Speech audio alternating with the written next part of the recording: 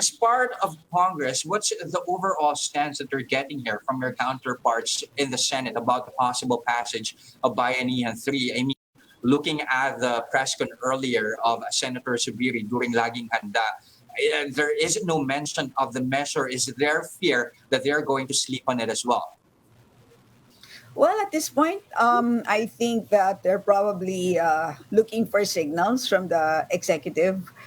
They've already said in the past that as long as funds are made available, as long as there is a certificate indicating funds are available, in other words, there would be also willingness on the part of the executive to support the bill, then I suppose they will take it up. So I think that's the situation at this point. But of course, given the latest Fitch report, I think it's timely to again remind our counterparts in the Senate as well as economic managers that perhaps they should again take a second look at Bayanihan 3. This is something that I think is needed in order to at least, for example, change the outlook from a negative to at least stable.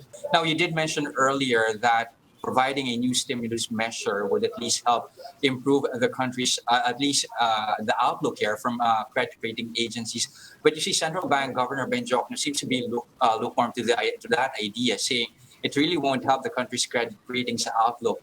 What's your take on that? Is Bayanihan 3 really going to help improve our credit ratings prospects?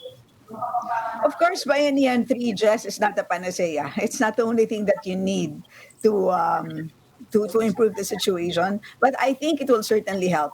And especially that the Fitch report highlighted pretty much the impact of the pandemic, meaning to say, if we are able to improve upon the pandemic management and reduce the adverse effects, particularly on the economy, then that would perhaps improve our the outlook of Fitch, right? And let me just mention that Bayanihan 3 is not only about spending more, it's also about giving powers to the president to spend on very important items. For example, compensating and protecting our frontliners. So when Bayanihan 2 expired, many of the powers of the president expired as well, right? So that's what we need to actually extend.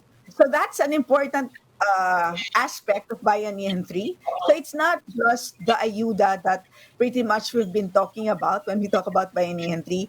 There's also another aspect to Bayanihan 3, which is Bayanihan 2 measures that need to be extended, particularly those provisions that are essential towards managing the health response of the government.